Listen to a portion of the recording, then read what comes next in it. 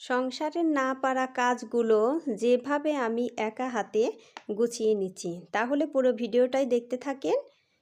Hello friends, নমস্কার, good morning সবাইকে। ইলাস ব্লগে স্বাগতম। কেমন আছেন সবাই? আশা করি ভগবানের কৃপায় ভালোই আছেন। আমিও তো অনেক ভালো আছি আপনাদের আশীর্বাদ আর ভালোবাসায়। ইলাস ব্লগে আরেকটি নতুন ব্লগ ভিডিও নিয়ে চলে আসলাম আপনাদের জন্য। এই তো আজকে সকালেই কিন্তু চলে আসছি ছাদে গাছে জল দেওয়ার জন্য। এই তো রৌদ্র দিয়ে উঠেছে, তারপরেও মনে হচ্ছে হালকা একটু বাতাস আসছে। বাতাস একটু শীত শীতও লাগতেছে বেশি, সেই জন্য কিন্তু এই ওড়নাটা আবার মাথায় মুড়ি দিয়েই গাছে জল দিচ্ছি। বেশি গাছের গোড়া শুকনা না, ভিজা ভিজাই, সেই জন্য কিন্তু আমি একদমই কম কম জল দিচ্ছি। কারণ বেশি জল দিলেও কিন্তু গাছের গোড়ার শিকড় পচে যায়। সেই জন্য আমি কিন্তু একদম কম কমই জল দিয়ে নিচ্ছি। আর শীতকাল, রাতে কুয়াশা পড়ে, ওই কুয়াশায়ও কিন্তু ভিজে যায়। এই তো 3 তলায় কিন্তু পুরো গাছে জল দিয়ে নিচ্ছি। এখন এই যে 4 তলায় চলে এসেছি। এখন 4 তলায়ও সব গাছে জল দিয়ে নিব। ভালোই রোদ উঠেছে। এখন আমার একটু গরমই লাগতেছে, কারণ 3 তলায় সবগুলা গাছে দিয়েছি। এখন আবার এই যে 4 তলায় চলে এসেছি, এখন গরমই লেগে গিয়েছে। এখন ওড়নাটা নামিয়ে রাখতে ইচ্ছে করছে। এতে যে এই 2টা গাছে যে দিলাম, ওই যে ফুল গাছ, পাতা কিন্তু একদম ঝরে গিয়েছে। এই সময় কিন্তু এই গাছের পাতা থাকে না। একটা হলো মাধবীলতা, আরেকটা কি ফুল যেন, ওই ফুলের নাম কিন্তু জানি না। ওই ফুল কিন্তু এমনিতে যে প্রায় কলমি ফুলের মতোই দেখা যায়, একদমই সুন্দর। আচ্ছা, যখন গাছে ফুল ফুটে তখন আপনাদের সাথে শেয়ার করব। একদম জড়ায়ে ফুল ধরে গাছে, ফুলগুলো দেখতে খুবই সুন্দর লাগে। আর এই যে দেখেন গাঁদা ফুল, এগুলোতেও কিন্তু অনেক ফুল ধরেছে। এই যে মাঝখান দিয়ে যে ফুল গাছ, এই ফুল গাছ নেই, এখান দিয়েও কিন্তু লাগানো হয়েছিল, কিন্তু সবগুলা গাছই খেয়ে ফেলছে। ওগুলো হলো খেয়ে ফেলছে ওই যে বুলবুলি পাখি নাকি কি পাখি জানে বলে, ওই পাখিতেই এই গাছগুলো একদম খেয়ে ফেলছে। অনেকগুলা গাছই লাগানো হয়েছিল, কিন্তু ওই রকম গাছ খাওয়া দেখেও কিন্তু খুবই খারাপ লাগছে। এই তো তারপরে যে 4 তলায় কিন্তু সবগুলা গাছ আমি জল দিয়ে নিয়েছি। অনেকগুলা গাছই সময় লাগছে অনেক। এখন এই যে গাছে মরিচগুলো অনেক বড় বড় হয়ে গিয়েছিল। কিছুদিন আগে বলেছিলাম যে মরিচ বড় হলে পরে আপনাদের সাথে শেয়ার করব। ওই দেখেন মরিচগুলা কিন্তু একদম জড়ায়ে ধরেছে, আর অনেক বড় বড়ই হয়েছে মরিচ। একদমই সবই বড় বড় হয়েছে, বড় বড় ফোলা ফোলা, দেখতে কিন্তু খুবই ভালো লাগছে। ওই দেখেন কতগুলা মরিচ, প্রতিটা গাছেই কিন্তু মরিচ আছে। মানে সবগুলা গাছে একদম জড়ায় ধরে নাই, 2-3টা গাছে জড়ায় ধরছে, আর সবগুলা 2টা একটা এরকম করেই ধরছে। আরও মানে বড় হচ্ছে, অনেক ছোট ছোট আছে গাছে। আমি শুধু একদম বেছে বেছে বড়টাই তুলছি। এই মরিচ তুলতে কিন্তু খুবই ভালো লাগে। আর ছাদ বাগানে এরকম মরিচ ধরে থাকলে কার না ভালো লাগে বলেন? দেখেন কত সুন্দর, ওই যে তার মধ্যে কিন্তু একটা পাকা মরিচ আছে।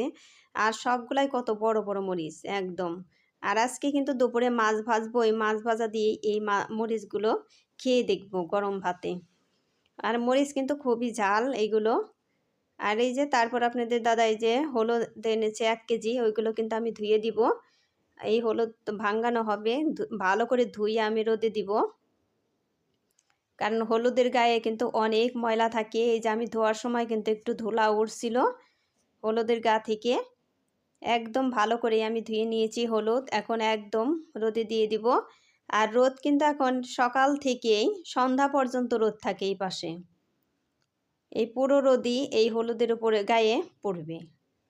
এই পাশে থাকে না, কিন্তু ওই যে যেখানে হলুদ দিয়ে দিয়েছি ওই দিকটা কিন্তু একদম সারাক্ষণই রোদ থাকবে। আর এবারকার শীত কিন্তু তেমন শীত না। তারপরে একদিনও কিন্তু রোদ বন্ধ হয়েছিল না, প্রতিদিনই রোদ উঠেছে। সেই জন্য কিন্তু শীতের মতো এমনিতেও মনে হয় না। কিন্তু আমাদের বাসার ভিতরে আবার প্রচুর শীত, আর ছাদে আসলে তো একদমই গরম লাগে রোদে। আর বাতাস আসছে, সেই জন্য কিন্তু আমি সোয়েটার পরেই আছি। এই তো তারপরে এই যে ডালগুলো ঝেড়ে নিব। এ ডাল হলো কালাইয়ের ডাল। কালার ডালে কিন্তু অনেক ময়লা থাকে। সেই জন্য আমি ভালো করে ঝেড়ে আবার বেছে নেব। এর মধ্যে একাত্রা পাথর থাকে, তারপরে ডাল ভাঙা ভাঙা এগুলো থাকে। সংসারের না পারা কাজগুলো যেভাবে আমি একা হাতে গুছিয়ে নিচ্ছি, এই ঝাড়া পোছার এই কাজগুলো কিন্তু একদমই পারতাম না। বিয়ের আগে তো মা ঠাকুমাকে দেখতাম ঝাড়তো, কত আমার ভালো লাগতো। ওই যে টোকা দেয় যেভাবে, ওই শব্দটা কিন্তু আমার খুবই ভালো লাগতো, কিন্তু পারতাম না ওইভাবে। তারপরে বিয়ের পর শাশুড়ি মাকে দেখছি। এসব কাজ কিন্তু চোখে দেখা কাজ, ইচ্ছে করলেই পারা যায়। আর যদি ইচ্ছে না করে হাতে না নেওয়া হয় তাহলে কিন্তু একদমই পারা যাবে না। এই তো আমার কিন্তু ঠেকা কাজ চলেই যাচ্ছে। এই যে এইসব কাজ তো করতে পারছি, তাছাড়া এইসব কাজ কে করে দিত? কারণ এখন তো শাশুড়ি মা এই বাসায় নেই, গাজীপুর থাকে। আমি কিন্তু এগুলো করতে পারতাম না, আমার কিন্তু আম লোক নিতে হতো এগুলো ঝাড়ার জন্য। আর এগুলো না ঝেড়েও তো খাওয়া যায় না, একদমই ময়লা থাকে অনেক। এখন আরেকটা বয়ামে আমি উঠাই নেব, এটা তো একদম ভরে গিয়েছে। এখানে ডাল হলো 5 কেজি।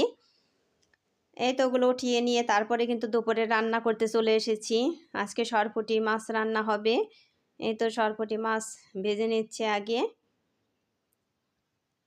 সরপুঁটি মাছের তরকারি আজকে আলু দিয়েই হবে। আর ওই যে মাছের লেজা 2টা যে দিয়েছিলাম, ওই 2টা কিন্তু আবার উঠিয়ে রেখেছি। কারণ তরকারিতে অনেকগুলাই মাছ হবে, এত মাছ খাবে কে? আমার তো খেতে এত বেশি ভালোই লাগে না। আর সরপুঁটি মাছ তো ঠান্ডা হলে একদমই খেতে ভালো লাগে না। সেই জন্য কিন্তু ওই লেজা 2টা উঠিয়ে নিলাম, যে ভেজে নিব। ভেজে খেলে কিন্তু খেতে অনেকটাই ভালো লাগবে। এই তো এগুলো ভাজা হয়ে গিয়েছে। আর বন্ধুরা, একটা লাইক দিয়ে আমার ভিডিওটি কন্টিনিউ করবেন। আপনাদের একটা লাইক আমার ভিডিওটিকে এগিয়ে যেতে সাহায্য করবে। আর ভিডিওটি স্কিপ না করে পুরোটাই দেখবেন। আশা করি ভগবানের কৃপায় অনেক ভালোই লাগবে। আর আমার চ্যানেলে নতুন হয়ে থাকলে একটা সাবস্ক্রাইব করে পাশে থাকা বেল আইকনে ক্লিক করে দিবেন, তাই নোটিফিকেশন চলে যাবে সবার আগে আপনার কাছে। এই তো আজকের মাছের তরকারি কিন্তু রান্না হবে হলো আলু, তারপরে পেঁয়াজ দিয়ে দিব। এই আলুগুলো আমি একটু ভালো করে ভেজে নিব। তারপরে যে পেঁয়াজ কিন্তু ঝুরি করে নিই, একটু খণ্ড খণ্ড করেই কেটে নিয়েছি। তারপরে সাথে আদা আর রসুন বাটাও দিয়ে দিলাম, কাঁচামরিচও দিয়ে দিলাম। এখন এগুলো একটু ভালো করে ভেজে তারপরে মশলাগুলো দিয়ে দিব। মশলাগুলো দিয়ে একটু জল দিয়ে তারপরে এগুলো কিন্তু আমি কষিয়ে নিব ভালো করে। আর এইভাবে রান্না করা হয় না অনেক দিন ধরে, কারণ এখন আগে আলু আমার এতটা ভালো লাগতো, শুধু আলুই বেশি ভালো লাগতো। আর এখন কিন্তু আমার আলুর তরকারি একদমই খেতে ভালো লাগে না, সেই জন্য কিন্তু বেশি এইভাবে রান্নাও করা হয় না। এই তো জল দিয়ে দিলাম। এখন এই যে এগুলো কষানো কিন্তু আমার হয়ে গিয়েছে। এখন এই যে কষিয়ে নিয়েছি, এখন পরিমাণ মতো ঝোল দিয়ে দিলাম। আর আমি কিন্তু মরিচের গুঁড়া বেশি দিই না, কাঁচামরিচের ঝালটা একটু বেশি খাই। শুকনা মরিচের গুঁড়া এত খাওয়া কিন্তু ভালো না, সেই জন্য কিন্তু বেশি খাই না। সেই জন্য কালার তেমন টকটকে কালার হয় না। এমনিতে কালার হয়েছে, আর আজকে তো কারেন্ট নাই, সেই জন্য আরও কালারটা ভালো করে বোঝা যাচ্ছে না। আর আজকে তো সারাদিনই কারেন্ট নাই, আমি কিন্তু কারো ভিডিওই দেখতে পারছি না। আর এমনিতে আমার কয়েকদিন ধরে নেটও নাই, মানে ওয়াইফাই থেকেও দেখা যাচ্ছে না, আর এমনি ডাটা ভরেও দেখা যাচ্ছে না, কোনো নেটই পাচ্ছে না। আমি ভিডিও আপলোডও করতেছি অনেক কষ্ট করে। আর দিদি ভাইরা কিছু মনে করবেন না, আমি এই জন্য কিন্তু কারো ভিডিও ভালো করে দেখতে পারছি না, আমি সবার ভিডিও পরে দেখে নিব। এই তো এই যে লেজা 2টাও কিন্তু ভেজে নিলাম। তারপরে কয়টা বেগুনও ভেজে নিব। একদমই সিম্পল রান্না, বেশি কিন্তু রান্না করব না, কারণ 2 জনের জন্য এত বেশি রান্না করে কী লাভ? ওই বেশি রান্না করলেই কিন্তু বাসি হয়, ওই বাসি খাবার খেতে কিন্তু একদম ইচ্ছে করে না। আর এই বেগুনগুলো কিন্তু আমি বাবার বাড়িতে গিয়েছিলাম, তখন মা অনেকগুলা বেগুন দিয়ে দিয়েছে। এই বেগুনগুলা এত ভালো, এর মধ্যে এই বেগুন গাছে কিন্তু কীটনাশক ওষুধ কিছুই দেয় নাই, একদম একটা পোকাও নেই। তারপরেও একদমই খেতে খুবই মজা, খুবই ভালো খেতে। এই তো বেগুনগুলো ভেজে নিলেই কিন্তু হয়ে যায়। তারপরেও কিন্তু আমার অনেক কাজ আছে, আমি কিন্তু ঘরের কাজ আজকে বেশি দেখাইতে পারছি না, কারণ আমার ওয়াইফাই নষ্ট। আর কারেন্ট তো সারাদিনের জন্যই চলে গিয়েছে, রাতে আসবে। সেই জন্য ঘরের কাজ কিন্তু আমি আর কিছুই দেখাইতে পারছি না, এই রান্নাটাই শুধু দেখাইলাম। এরপরে আবার ডাল অনেকগুলা বাকি আছে, ওইগুলো কিন্তু আমি ঝেড়ে নিব। ওই দেখেন তরকারিটা কিন্তু খারাপ হয় নাই, দেখতে অনেকটাই সুন্দর হয়েছে। এই তো তারপর আবার চলে আসলাম ডাল ঝাড়ার জন্য। আগে তো কালার ডাল ঝেড়ে নিয়েছি, এখন এই যে মটর ডাল ঝেড়ে নিব। আর এর মধ্যে কিন্তু মসুরের ডাল থাকে। আমার বন্ধুরা অবশ্যই চিন্তা করতেছে যে দিদি ভাই এত ডাল দিয়ে কি করবে। আসলে এত ডাল দিয়ে করব হলো আমার শ্বশুর মহাশয়ের যে মৃত্যুবার্ষিকী এসে গেছে প্রায়ই, সেই জন্য কিন্তু আমি এগুলো কিছু কিছু করে এই কাজগুলো চাপিয়ে নিচ্ছি। কারণ এই সব কাজ পরে করতে গেলেও কিন্তু অনেকটাই, এগুলো করতে গেলে কিন্তু অনেকটাই সময়ের দরকার। সেই জন্য আপনাদের দাদা কিন্তু কিছু কিছু করেই কিনে আনছে, যে কিছু কিছু করে কিনে আনি আর তুমি সব কিছুই কিছু কিছু করে গুছিয়ে নাও। কারণ একা একা গুছিয়ে নিব, আর আমার শাশুড়ি মা তো আসবে ওই কাজের আগের দিন রাতে। সেই জন্যই কিন্তু আমি একা একা সব কিছু আগে থেকে গুছিয়ে নিচ্ছি। এই তো আমার খেসারির ডাল, মটর ডাল ঝাড়া হয়ে গিয়েছে। মটর ডাল হলো 4 কেজি, আর এখন হলো ঝেড়ে নিচ্ছি হলো খেসারির ডাল। এই ডালের মধ্যেও কিন্তু অনেক মসুরের ডাল, কারণ ভোগ দিব যেহেতু সেজন্য তো এই মসুরের ডাল সব বেছেই দিতে হবে। সেই জন্য কিন্তু আমি সুন্দর করে বেছে বেছে নিয়ে দিচ্ছি। এই তো এই বয়ামটাও কিন্তু আমার ভরে গিয়েছে। তারপরে ওই যে ওই বোতলটায় রেখে দিব। আরও অনেকগুলো আছে, এই বোতলেও কিন্তু আমার আটবে না পরে। পরে কিন্তু আরেকটা বয়ামে রেখে দিয়েছি এই যে। তারপরে এই যে এই টেডি বিয়ার, এগুলোর তুলো বের করে কিন্তু আমি এইগুলো সুন্দর করে ধুয়ে এখন ভরে নিলাম। দেখেন কত সুন্দর দেখা যাচ্ছে, একদমই ময়লা হয়ে গিয়েছিল।